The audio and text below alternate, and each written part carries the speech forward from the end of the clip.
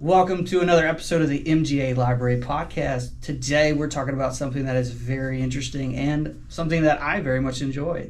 I'm once again Zach Brigman. I'm today again joined by Dr. Christopher Cairney, and we are joined by somebody new. What is your name? Dr. Crystal O'Leary Davidson. Okay. And what is your profession? I'm a professor of English at Middle Georgia State University and a writer. Okay. All right, so since the topic is about the Gothic novel, how close to y'all are the Gothic novel? Is that your favorite genre to read? I use novel and Gothic genre and novel interspersely. So is that one of y'all's favorite genres to read, or is it just something that you find interesting? I mean, it's amazing. Yeah. I always feel like the Gothic is a pretty mutable term, and so just about anything that's dark, maybe you can kind of justify or have it connected to the Gothic. So, yeah, I would think it's one of my favorites. Okay. What was the first Gothic story you ever read? Both of you? The first one I ever read. I know the first one, when you study it, but we can get into that later. What you? Well, my Table mom. shakes, so you probably don't want to lean on the table. Oh, sorry. Well, I need a new space, but your mother? My mom, when I was in grade school, this was probably the early 70s, and she got me a collection of Edgar Allan Poe stories that was published by Whitman Books. They did all those books for children. So it's hilarious to see these really disgusting, ooky, dark adult stories, and they weren't made retold for children. They were just reprinted as is with the scary house on the cover. And so that's probably the first Gothic that I read. They didn't Disneyfy it? No, not at all. It's like Berenice gets her teeth ripped out and people get buried alive, and yes, and this is for children. Actually, I think it was the same for me, come to think of it. It was really hard to just think, okay, what was the first one? Because the Gothic, once you sort of have your radar on what might constitute the Gothic, and it's a lot of things touch on the Gothic, but it's once you sort of have an idea of, oh, that's Gothic, you realize how pervasive it is. But it probably was Edgar Allan Poe. You know, it was probably a Poe story. Now, having said that, there were a couple things that when I was really young had a Gothic impact on me, maybe just a horrifying impact, and that is kind of interesting. Just traditional English nursery rhymes. London Bridge. Yeah, you know, here comes the candle to light you to bed. Here comes the chopper to chop off your head. I mean, what do you do with that when you're little? It's like, okay, just another night in the Gothic horror house. But yeah, so some of those, and then just children's stories.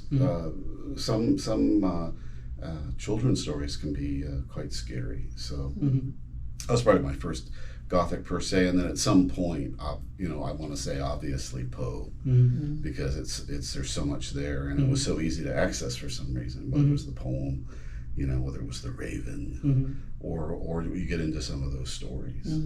Yeah. And that's all. Now that's so that's a little bit of English and a little bit of American. So that's kind of cool. First question: how would you define the Gothic novel? How would you define the genre? So you have already said that it's kind of pervasive. I look at it historically. So I cheat. Because it really is a cheat to do that, because you're looking right away. I did, and I also cheat because I did my dissertation for my PhD was on the Gothic novel, was on the early Gothic novel. So 1764, Horace Walpole, The Castle of Otranto, that was, generally they say that's the first Gothic novel. Which everybody says, and when they say it, then it's true. But that was a scary story, and certainly not the first one I read. But when I started to sort of be interested in studying literature, and then and the novel and the Gothic novel. Fascinating to see within the context of the novel in general, to look also and perhaps simultaneously at the development specifically of the Gothic novel within the context of the development of the novel in English. So fascinating topic to get into. So I could sort of cheat because for me it's sort of Castle of Otranto, 1764, and then forward. Okay. Right, I came to the Gothic sort of a little bit backwards before I became historical. When I was a kid, it was after Poe, it was Stephen King, particularly The Shining, I would say would be the first Gothic novel of his that I read. Though it wasn't my first King. My first King was actually Carrie. And and then it was Anne Rice when I was like probably early high school, Interview with the Vampire, and then going back and trying to find her works. And so that's kind of where I started this sort of kind of American route in the Gothic. But when I was in grad school, I was interested in doing something with Mary Shelley's Frankenstein. So that was the British. I was taking a lot of British classes. And so I became a kind of British historical Gothic scholar. And when I got to my PhD program, I had this huge gap in my education because my undergrad degree was actually in theater. And so I was making up classes. So I had no like American literature classes. All my stuff was British. Wow. And so I started just taking them to fill in the gaps. Really cool professors there, and then I got heavily involved in American literature. So it was really, I was at the University of Louisiana in Lafayette, and it just got to be a real intense interest of mine was the early American Gothics. I came back to Poe, it was Hawthorne, it was Melville, and then, but it was really Charles Brockden Brown's New Republic novel, Wieland. That was kind of my actual inspiration for my dissertation. So I kind of took an approach looking at the historical development of the Gothic novel in America from Wieland and used sort of the British Gothic as a contrast.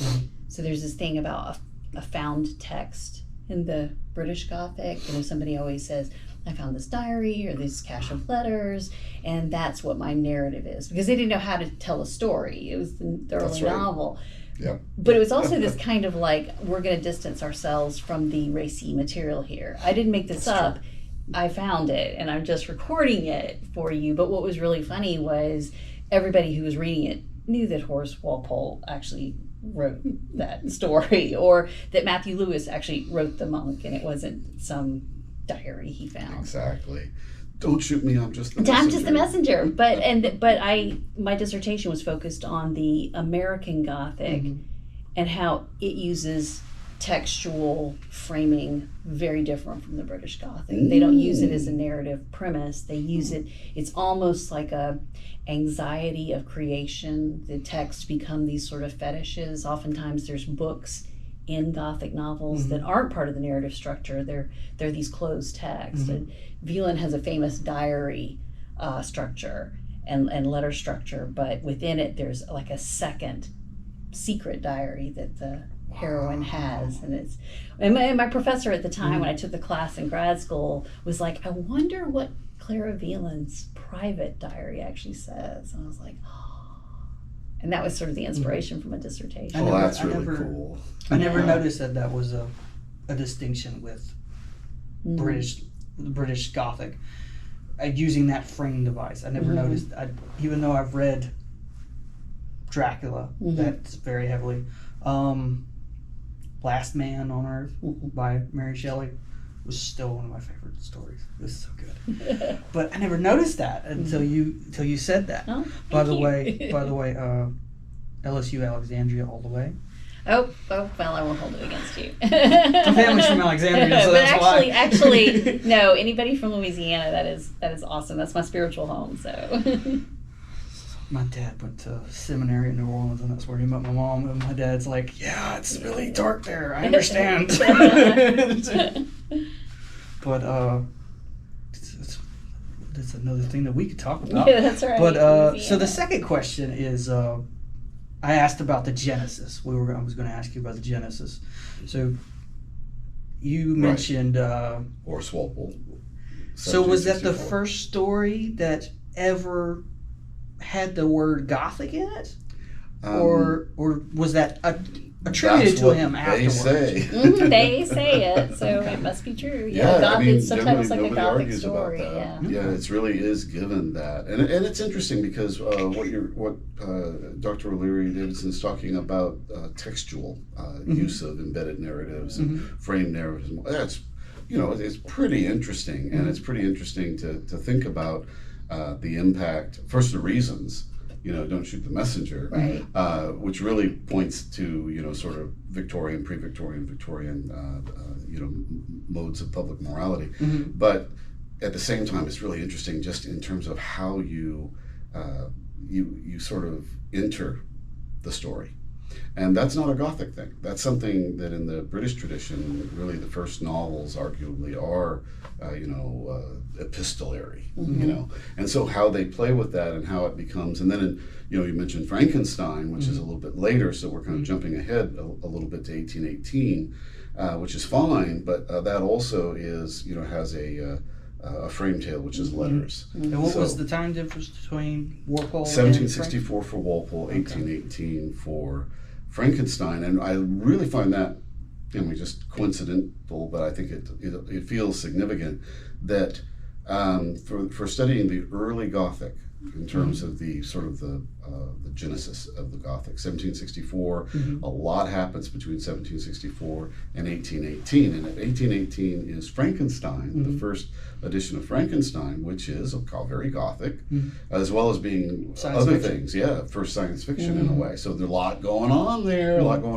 but there's a lot going on between 1764 and 1818. In 1818 is Northanger Abbey by Jane Austen, where she is satirizing the Gothic novel while writing a pretty good Gothic novel, arguably. So Jane Austen, who we all know, is not a Gothic, generally known as a Gothic novelist, but a novel of manners and just probably the most, I don't know how many movies have been made on how many of her. So there's something going on there with Jane Austen. Pride and Prejudice, Sense and Sensibility, Persuasion, yada yada. So all made into movies, and all made into movies repeatedly. So for her to make a sort of to go in and have a go at this as this Gothic, talks about how important it was as a genre. But also it's very interesting to see her doing this satire of the Gothic. So by the time she does her satire, I think that the Gothic is kind of gone from its origin to kind of a maturity to be mocked or satirized like that. That doesn't mean that it's dead, because if Northanger Abbey is in some ways an ending of the original go at the Gothic, sort of culturally and in terms of reception by an audience, Frankenstein is a beginning. And they're both 1818, and so it goes on, and then of course the Gothic is just getting started. So it may, in a sense, to me it's sort of it's the end of the beginning, but it's also the beginning of what comes later. And you have all these subgenres of the Gothic that are happening about that same time, because you have Walpole and Lewis writing their kind of racy Gothic. Walpole's got all these supernatural things, like these giant helmets falling from the sky, crushing people to death. But then you have Anne Radcliffe's books, and she's writing basically what ends up becoming Scooby-Doo Gothic, where it's looks like it's a ghost or a bloody corpse or a zombie, and it turns out it's a wax Wilson. figure, an old man, old man in an amusement park with a rubber mask. But she's writing those, and they're hugely popular and successful. And when was she? She is 1789 to the 1797 for. I'm terrible at something dates like in that that. time Well, period, but this is what I worked on. So basically knocking on 1800. Yeah. Not quite. So, but the first one was 1789, Castles of Athlone and Dunbayne, but the real zingers. But she does this. She does this Scooby-Doo, what do you call it? Scooby-Doo? Scooby-Doo Gothic. Yeah, that's it, To man. explain Gothic. Was she adding kind of like a comedic element to it to make it No. more palatable? They were sentimental novels with heroines and in very scary situations, running around with their nightgowns and their little lanterns in these creepy castles, being pursued by people, and so there are sort of these women in jeopardy. And the characters were very fraught. So if you had a lot of emotion that you were showing, she ties emotion with morality. So the more sensitive you are, the better person you are, in the men and the women. Yeah. And so when Austen writes her novel, she and her niece are actually reading these Gothics. I think there was one in particular, I don't remember the title, but it was apparently really bad. And they had an exchange of letters where they were like, oh, this is a terrible book. And I think that might have been part of her inspiration for Northanger Abbey, was like... That's what, one assumes that, I mean, that's the origin of her desire to satirize. Probably came from real life. But yeah, I mean, it's very serious though. Montoni in the Castle of Otranto, that was really took Anne Radcliffe. It was Scooby-Doo Gothic, which is kind of coming out of Clara Reeve did The Old English Baron in 1778. So that's a little bit of a precursor in that. And she actually has some, you know how, like we think about for Edgar Allan Poe, you have Poe's stories, but then you have Poe's commentary on literature and whatnot. And that's also really interesting, where he talks about what people should do in literature, what he's trying to do maybe. Well, Clara Reeve does this, and she says it should be real. At the end of the day. Yeah. I mean, and actually Walpole wrote a letter in response where I think they were arguing this out in the press.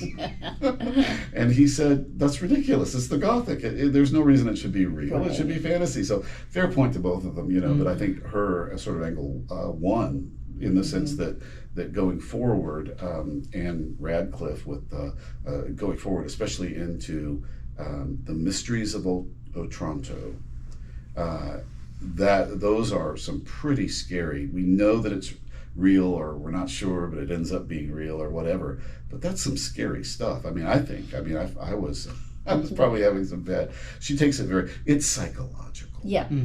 That's the thing. Right. And that's the scariest of all, arguably. Being trapped within your own brain. Yeah, and trapped. That's what when we were talking about, the idea of entrapment and imprisonment, especially of females, as it turns out, and what exactly is going on with that, I'm sure we could talk about, but that's what's going on is women feeling trapped in the 1700s? No. But also, dare I say it, titillated. So there's something to that as well. I'm not sure exactly what, but it's that's why I was just watching Northanger Abbey, one of the many film versions of Northanger Abbey, BBC. I was watching it the other night, and that's exactly what was going on. Is they're reading a Gothic novel, and then she's projecting that onto her. What she's staying with a friend, and it happens to be in essentially a castle, a very old house. And wow, she's just going to town. Her imagination is just through the roof. But so there's a lot going on. It's very psychological. Whereas when you read Walpole, it's pretty two-dimensional. When you compare it to it's very A to B. Yeah, there's a family curse, and therefore everyone's cursed and starts dying. But Anne Radcliffe, that's in my opinion, she just, in terms of how it hits you as a reader, even in much later, it's quite profound. There's some her bed, Shidoni. I don't know if you ever read there's the Mysteries of Udolpho, and then there's the Castle of Otranto, and Udolpho has, I believe that's the one with Shidoni, and he is one scary dude. I recommend it. What was the book again? It's Anne Radcliffe, The Mysteries of Udolpho. Okay. Are there any themes that are traditionally associated with the Gothic novel genre? And are there set themes that a Gothic novel cannot deviate from?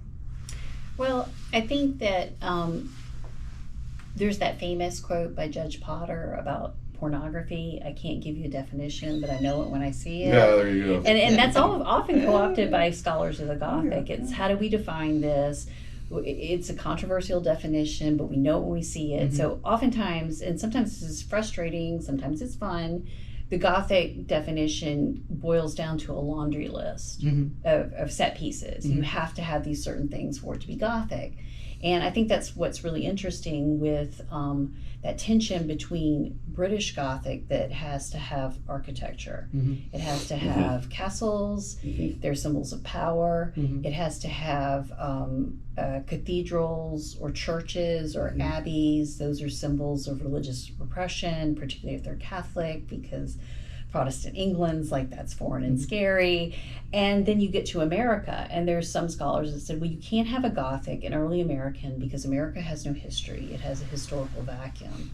And there's been some really good scholars who said, no, there is the history of the atrocities against indigenous people. There is the history of slavery. So we have a history. It's more compressed. It's violent. But they also like to deal with how the natural setting can sometimes replace the British architecture setting. Broughton Brown's really good about that. For example, Wieland, in some of his other Gothic novels, it is the wilderness that is scary. It's vastness. It's outside of civilization. You leave the city, you get lost. Terrible things can happen to you. If you're not preyed upon by indigenous people, you just get lost. You fall into a valley or a cave or something, and you can't find your way back home. La la la la. Cave. Okay, yes, right. And so it's really interesting how there's a sort of transference, and it isn't really until Poe that you get architectural elements back into the Gothic, but Poe sometimes resists specifically American settings. He likes to be vaguely European a lot of times. So Fall the House of Usher, maybe it's a New England mansion, maybe it's someplace in England, he never really says. So I think that architecture, those set pieces of levels of either this is the upstairs where everybody behaves politely. This is behind closed doors or servants' hallways where there's different behaviors. And then there are the basements or catacombs underneath that where there's often entrapment or some kind of pursuit happening. And I guess in themes, what would you say are the consistent themes that you see? So I mentioned gloomy buildings and a sense of pending doom. Yeah, mood. Yeah, mood. There needs to be a dark mood, and I can't get away from what you said as far as when you see it. But it's a fair point to ask for certain things. I think the early writers, I think that after Horace Walpole started the whole thing off in 1764, I think that Clara Reeve, with her novel, she wrote The Old English Bear in 1778. She's very much responding to Walpole, and she's changing things. So she does have kind of a list of things she's trying to do. I'm going to do this. He did that. I'm going to do something similar. I'm still going to have maybe a castle. I'm going to have a baron. I'm going to have these sorts of things, but it's going to be more realistic. So that's my thing. But I still got to have the castle. I still got to have the aristocratic bloodline that is somehow messed up, and those sorts of. So those kind of things seem to be established as something that needs to be in there. I think that continues right on through because there's a tremendous interest in the aristocracy in England, and I would argue that there are two things going on. One is, we mentioned the way that Catholicism comes under, it's usually somehow worked into that. Otranto and Udolpho for Anne Radcliffe are set in Italy, obviously a Obviously, this is a Catholic thing, so it's good to set those things in a Catholic. You're halfway to the Gothic if you set them in a Catholic context, and then also you've got aristocrats. These are not peasants. We're dealing with aristocrats. More and more, you're dealing with the sort of the behind the scenes operation of families. There's something that is morally not good, questionable, bad. There may be murder, there may be imprisonment, there may be attempts at those things.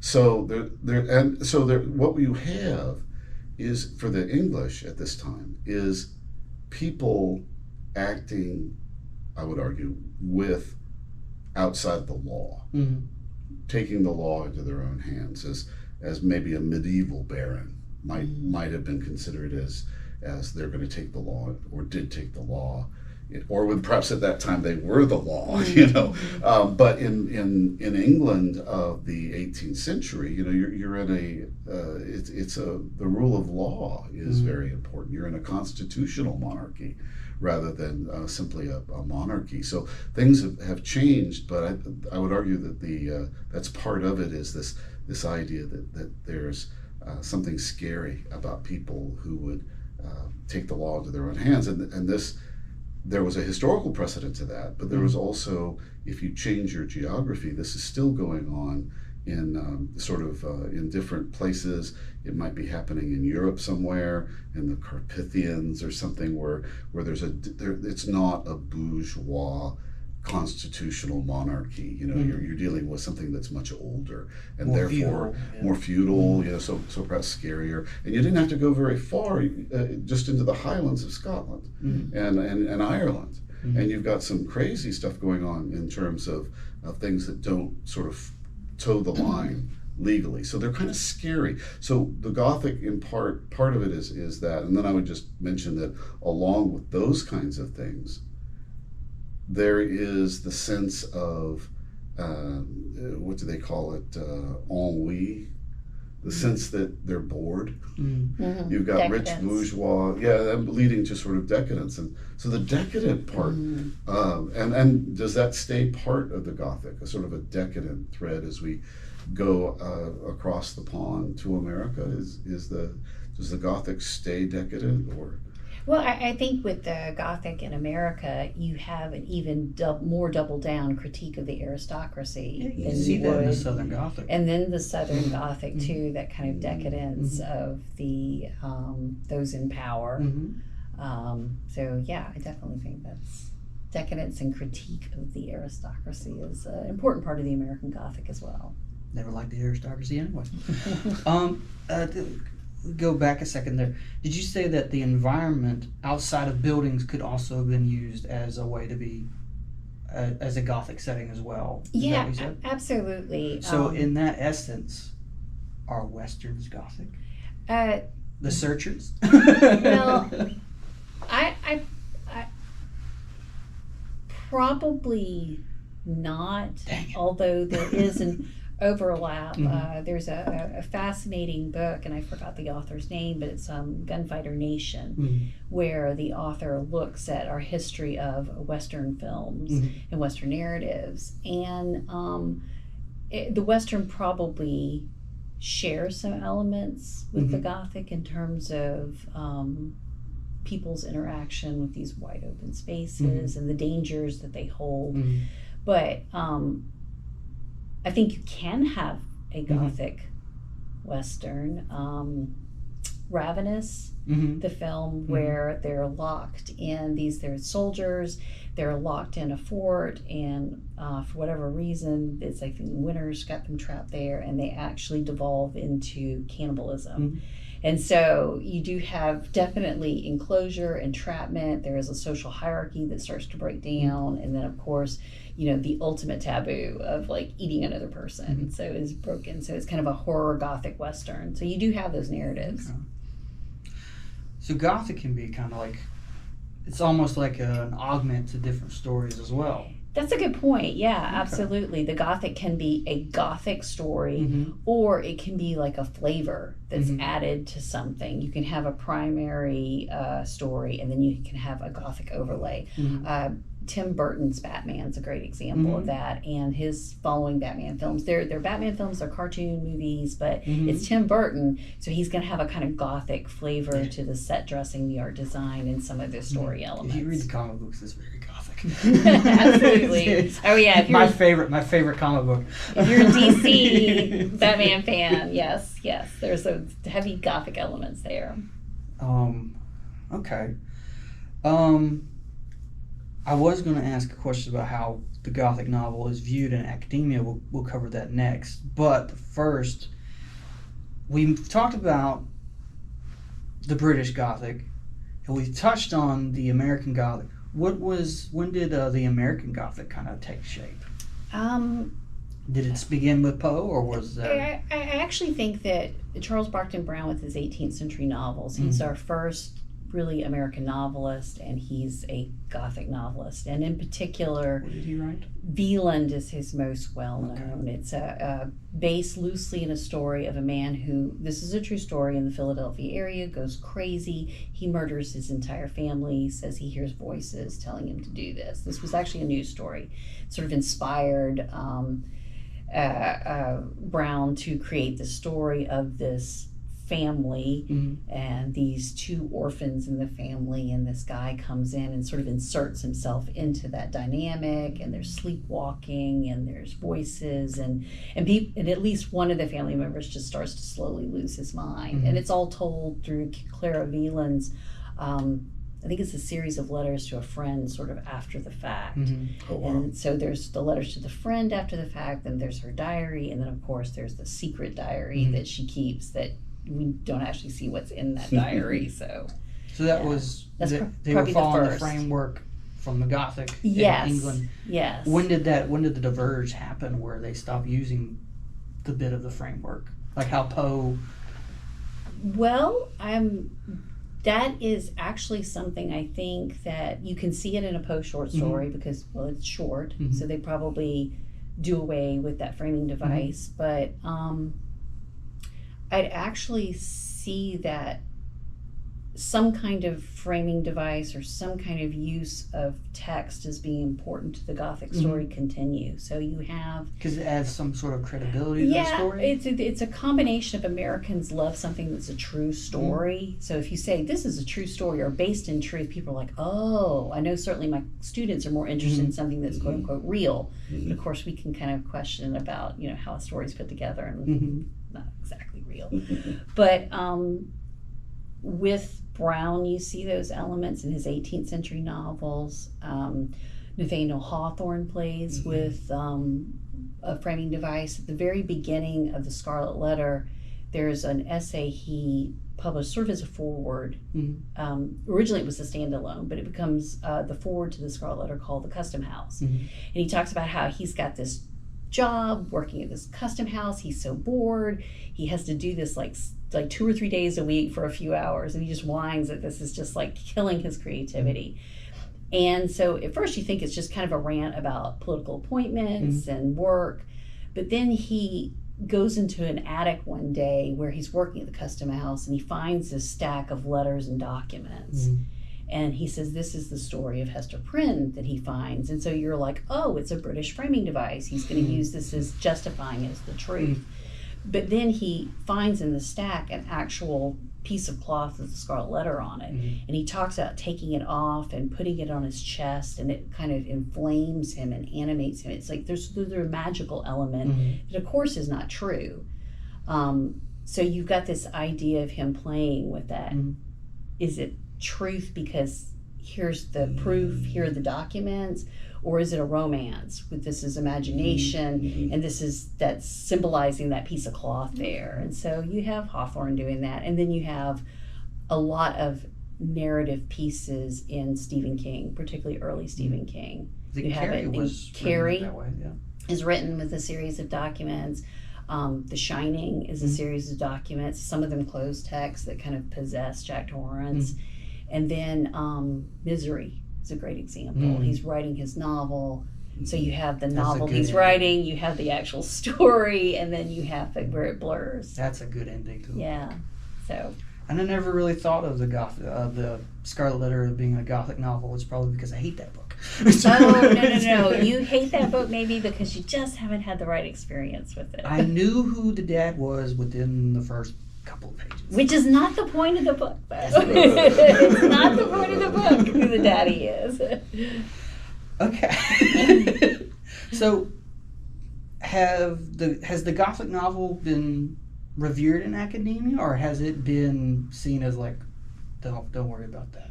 Oh, I think it's very much at the center for a lot of people.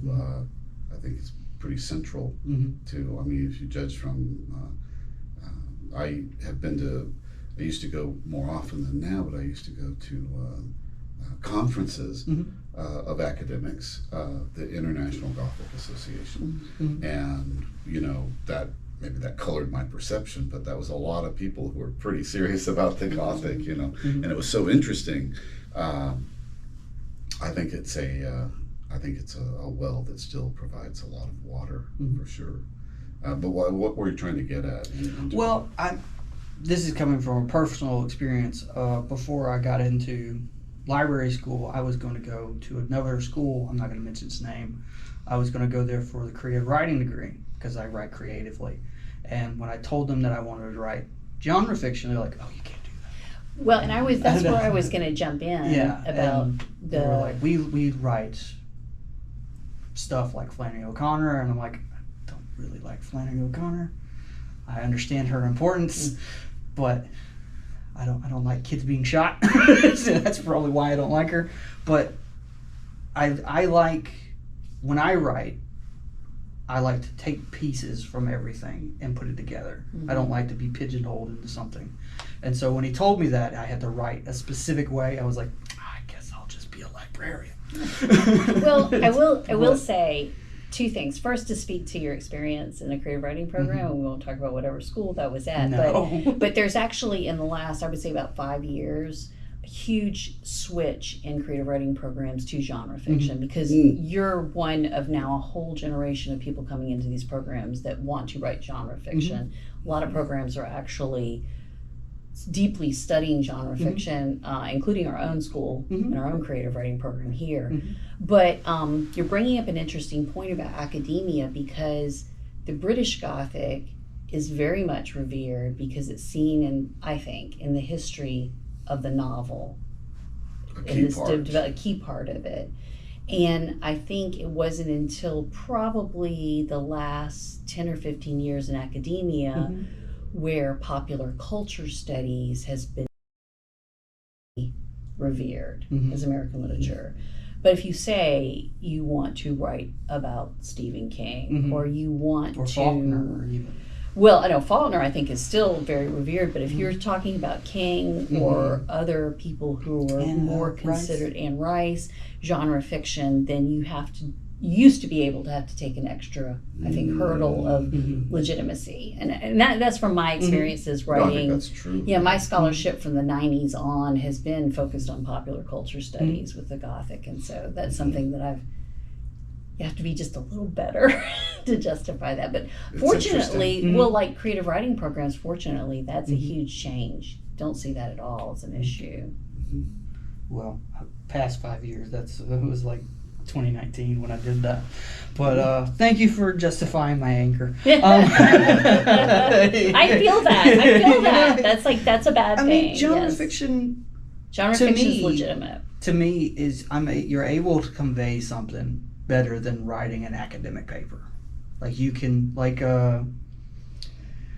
Gone with the Wind can convey how people in the South thought the South was during the Civil War. Sure. Was it true? No. Because when I saw the movie, the opening little scrawl, the gallant South, I'm like, that's not how I described it. But it allows you to look into a window and talk about social issues. Absolutely. You know I mean, your primary primary text, like genre fiction, are windows into how people thought, the ideas they had, whether they were actually true or not. These were ideas people had about things. They're kind of like bits of archaeology, actually. Good So point. to understand a culture, looking at what was their entertainment, I think is key. Like the yellow wallpaper Yes. was a good analysis of how the mental health of women were treated. Mm-hmm. She had a baby. She was possibly postpartum depression, and they're like, you just stay in this room by yourself and don't do nothing. Don't write because that'll make you go crazy. Turns out sitting there and doing nothing made her go crazy. And a good Gothic short story. It is. I've written many papers on it. I love Woman it. in prison. In her own home. Right, absolutely. Domestic Gothic. Adds another layer to it. So. But okay, the final question. Do you have a recommendation for a first-time reader for a Gothic novel? One thing while you're thinking about that, because that'll be your better answer, Oh. I'm going to throw this in. You can't really talk about the Gothic academically without mentioning Edmund Burke's philosophical inquiry into our ideas of the sublime. And the beautiful, the sublime and the beautiful. That 1757, that is for most people their starting point and in many cases ending points of Gothic study. So all the stuff that we've talked about, which I think is absolutely spot on, but for a lot of people, it's all about Edmund Burke's and the sublime. And I think that definitely needs to be thought about because it is part of it. Seeing the Gothic in the context of what you mentioned, which is the sort of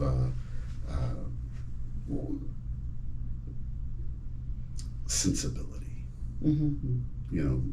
This is what was going on outside of the Gothic. And the Gothic is a subcategory of novels of sensibility, which is a lot of emotion. People, like you were saying, show themselves to be by how much they can emote the right attitude, And so when you read stuff from the 18th century in England and also in America, of course, they're doing a lot of, it's the age of sensibility. And the literature is the literature of sensibility. And of course, you have to be very bourgeois, pretty well off to have enough free time to be worried about how much you can emote, how much feeling you have about things, So there's a lot going on there to study. And Gothic, in the same time period, is a subcategory, a very special subcategory, but it is arguably a subcategory of literature of sensibility. But then at the same time, you're getting into the Romantic period. And when you cross, it's like going from childhood, it's not anything about going to childhood to adulthood, but that is a transition. That transition into the Romantic literature or Romantic sensibilities, then that's also kind of has some roots and continues in the Gothic. So you've got sort of this, it's got to be explainable coming from Clara Reeve and continued, where at the end of the day, it turns out that it was just a wax figure, But then you've also got the power of the Romantic and the psychological, the power of those, the characters and the relationships and the psychological impact they can have. So long and short of it is there's something going on with the Romantic. There's something going on with sort of the Age of Reason. There's something going on with bourgeois ennui, where they're just sort of rich and bored and have nothing to do. And then over all of it, in a way, is this idea of looking at it in terms of our ideas of the sublime.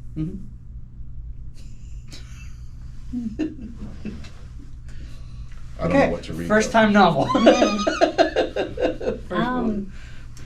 I think I'd probably talk to the person about what are your interests, what things do you like, what kind of reading do you like to do before I would suggest what approach. For younger readers, generally, I would not give them an 18th or 19th century novel because as much as I love Charles Brockden Brown, for example, he has got some tangled syntax. I mean, even for a Brown fan, sometimes he can be really difficult to read, and frustrating. So I would probably say, I would suggest a novel by Shirley Jackson, The Haunting of Hill House, or We Have Always Lived in the Castle. For something more contemporary, I would suggest, especially if you're a fan of dark academia, The Secret History by Donna Tartt. If you are interested in maybe some kind of more unconventional Gothic, I would suggest Stephen Graham Jones's book, maybe starting with his novella Mapping the Interior. It's a young Blackfoot Indian's experience. His father has died. He's living with his mother, and they think their trailer is haunted, or at least he believes their trailer to be haunted, and it's tied up with a lot of family violence. And Stephen's a very interesting writer. He has come up with a recent trilogy of novels, starting with My Heart is a Chainsaw, with his protagonist. It's wonderful. It's like My Heart is a Chainsaw,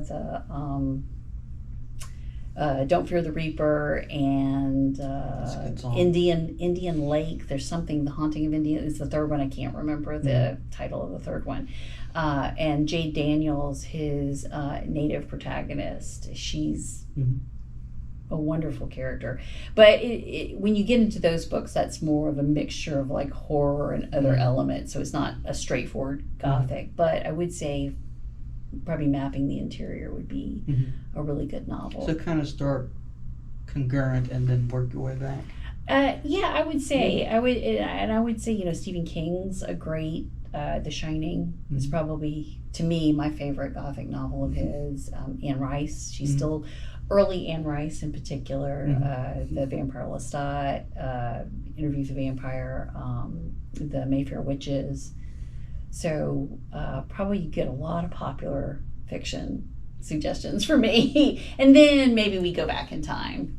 Yeah, if you want to go back in time, personally, I would say to somebody and thinking of these, it's it's really it's very subjective. Well, I mean, it's a very good point about the vocabulary and sort of because that can be a barrier. But I might steer somebody, if you really want to do it, if you want to get into it, strap yourself in and read Dracula.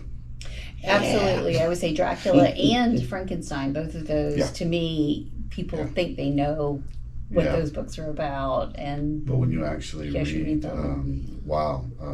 Dracula or Frankenstein, seriously, strap yourself in, because you're not going to be the same coming out on the other end. Dracula taught me how good editing is. There's some parts where it's like, you forgot to change this person's character. There's a part where like a blonde turned into a brunette really quickly. It's like, okay. Well, now, if you want to talk about the Gothic as something, is it real or is it really supernatural? All right, then here's something you want to think about. Because both Frankenstein and Dracula are born on the same night in 1816 in the same house in the Villa Diodati on the shores of Lake Geneva. And what happened, that's kind of incredible coincidence. I'm not saying it's supernatural, but it's about as close as I can get, because when I think of stories that, like I tell my students, what are two stories that everybody knows and nobody's read? Right. But they were Byron and Shelley, two famous English poets, were together in Switzerland. The one was visiting the other, and as a result of not being able to go outside because there had been a volcanic eruption that had... In Indonesia. People don't realize that, but it was literally, there was no summer. So they passed the time telling ghost stories, reading German stories, German horror stories, around the campfire in the big house there on the lake. And then when they were done doing it and ready to cash it in for the night, Byron challenged everybody to go and write a scary story, a horror story, basically essentially a Gothic story. And they all did, but it was Shelley's girlfriend, Mary Wollstonecraft, who he married, Mary Shelley, who did Frankenstein. She had a dream, she wrote down the dream, and that was, the rest is history. That's Frankenstein. And then it was Byron's personal physician, Polidori, who was part of the group, who wrote the first Dracula story, which was called The Vampire. Yeah. And he based it on Byron. Mm-hmm. So I don't know. Yeah, it's there must be Yeah. to mention that story is kind of incredible, but I don't know. But It they're was definitely- spelled with a Y, wasn't That's it? right. Mhm. That's right. Yep. First one, The Vampire. So I like to think of it as sort of a subtle dig at his boss. Okie dokie. Well, we are at 51 minutes. If we want to do another episode, I'm up for it to talk more about the Gothic novel. But now, so the last couple episodes, we've had the guest ask me a question because I'm not comfortable with talking myself in long format because I don't like myself. No, I'm just kidding. But what do y'all have a question for me? Well, I do. We had one question that we talked about together, but I do have another question. Okay. Would that be okay? I mean- Why don't you start with yours, and Okay. then I'll try to go with the one that we did, or anything. It's Okay. really good. Why are you short? We could all answer that. I'll try to. But I was thinking you had mentioned that you had this real interest in writing genre fiction, so I was just curious, what genres are you interested in? What kind of genre fiction are you interested in writing? So the best way to explain this is a comment made by Harlan Ellison, who's one of my favorite writers. He said that he didn't want to be pigeonholed, so he called himself a speculative fiction writer, which is a broad spectrum. Right. So that's what I like to do. And when I write, I'm thinking of a story and I'm thinking of what I want it to be, and then I morph it into what genre I want it to be. And sometimes it's mostly dystopian because Interesting. it's like a couple of weeks ago I finished reading Ayn Rand's Anthem, and which was not the progenitor of the theme of individuality going away. That was actually We, written by Yevgeny, I can't remember his last name, but those types of stories, the loss of individuality, have always been a theme of mine, because sometimes I feel like I lose individuality when I'm working somewhere. I've really lost it when I was working at Walmart. It's Interesting. But it has to strike me. So if I can write, because what I'm working on right now is a novel, a Southern Gothic novel based on stories of my family, especially my mother's family, which in itself is a Southern Gothic history. And it's based off of my great-great-grandmother, who was effectively Cinderella in her own home. Her grandfather treated her horribly until my great-great-grandfather showed up and said, I'm taking you away from here and we're going to Daytona and we're going to live happily ever after. And they did. Although I think there was a shotgun involved in there somewhere, but I'm writing that, and I'm big on listening because my ADHD, I can't, like, I will reread, like, Here and Up 6 times. Interesting. Which helps me with history. I have a history degree, which helps me with that. But I'm rambling.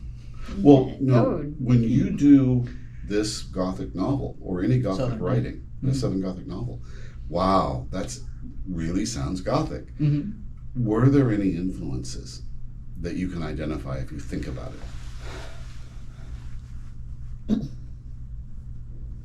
Tennessee Williams is very much a Faulkner. I really like Faulkner. I don't like his sentence structure, but pioneered the run-on sentence. As I've said, I'm not a big Flannery O'Connor fan, but I like her way of using symbols. That was always good. And I like her way of, I have a very morbid sense of humor. And I liked Good Country People, which steals the leg, which I've always enjoyed. but I came from a very church-going family because my father was a preacher, so there's a lot of biblical themes in it as well. So a long, proud tradition of that. Yeah. Milton. Wow. I reread Paradise Lost probably once every 3 months because it's one of my favorite. Wow, I'm impressed. Yeah. That's great. And Well, he's so musical, too. I mean, you were saying that you like to listen. And the way he chose words. Every time I write a sentence, every word is purposeful to me. It has to be a point, and it doesn't have to rhyme, but it has to show you exactly what I'm thinking, what I'm hearing, what I'm seeing. Wow. And a lot of another part of my inspiration comes from my anxiety. Fair point. I can't tell you how many stories I've written is due to nightmares. Because I woke up and I wrote a story. It's called Moonlight Curiosity. I haven't gotten it published because my anxiety. I had a dream. I was lucid. I was awake, lucid awake, and I looked up corner of my bed. I just see hunched over a feline-shaped body with a red mane, drool coming out the side of its mouth, and just a low groan. And I was like, okay, I'm just gonna write on my phone. And I wrote a story about a woman who was being followed by a man into a forest, and I don't know if there's symbolism to it, but there's kudzu a lot in my stories. I don't know why. It's probably because I see it Kudzu's every. creepy. It is. And it's real, but it's creepy. Why is it back? She enters a gate into a forest that is created by twigs and kudzu, and to me that's creepy. How did that get formed? And she walks into a meadow, and there's a moonlight showing down. She steps into it and she starts morphing into that beast, and the man is like, uh-oh, I made a mistake, and he starts running, and all he hears is her cackling behind her, and every time he looks in different directions, she's there. It's almost like Michael Myers. And he trips and falls into a pit because he's trying to keep track of her, and he's like, I need to climb out of here. So he grabs branches and he starts trying to climb this way up. And when he's almost cresting the edge, he hears the cackle right in front of them, and it's smiling almost with its eyes. And then the moonlight comes through the clouds. It's not branches, it's femurs. He was in the burial plot. That's a great story right Yeah. there. He's just running, and he starts to run. He's almost to the gate. He's like, "Oh, the watchman! Yay!" And she just takes her claws from the back, and it protrudes to the front, and he dies, just inches away from freedom. But throughout the story, there's a refrain where she's talking about how she's calling him a mouse. And she's like, the little mouse decided to follow me. And then later on, the refrain gets longer and longer until it ends, and the curiosity killed the mouse, and that's when she strikes. And the reason why I can recount it is because I see every bit of my stories in my mind. Well, come to think about it, with you saying that, and maybe this will be a good way to finish it off with the Gothic. That doorway, that liminal space, especially when it's a little contested, might not, when a story inhabits that space, that might not be a bad definition of the Gothic. That's a good point. That's a really good point. I'm smart. But did that answer your question? Yes. I can yes, send yes. you some of my stuff so you Yeah. can read it. Just know that I'm very young and impressionable. But do you have a question? I answered it. Answer it? What was Yeah. the Well, let me follow up. My question, was what influenced you? Oh, yeah. And I think that that makes a lot of sense. Yeah, it makes a lot of sense. Especially with you being inhabiting the Southern Gothic now and going back to Tennessee Williams and Faulkner, it makes a lot of sense. Cat on a High Tin Roof is one of my favorite plays, and it's one of my favorite movies.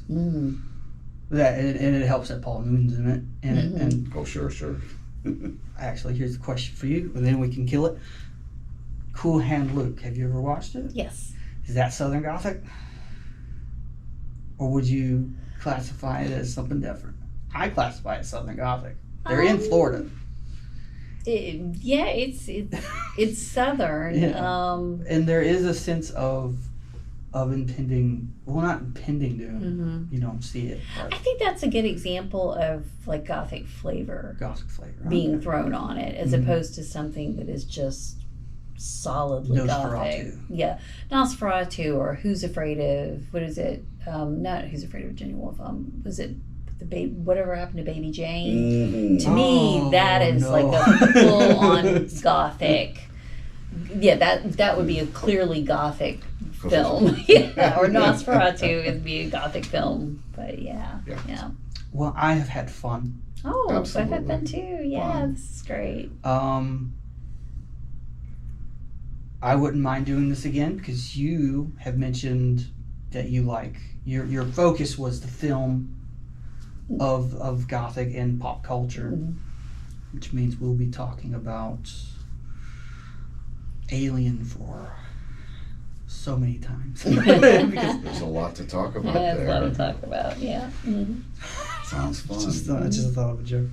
So when's the next Alien movie coming out? This is a joke. Kind of look like Ridley Scott. Have you seen a photo of Ridley Scott? You kind of look like him. Oh. Yeah, you do, yeah. Well, it's my other job. But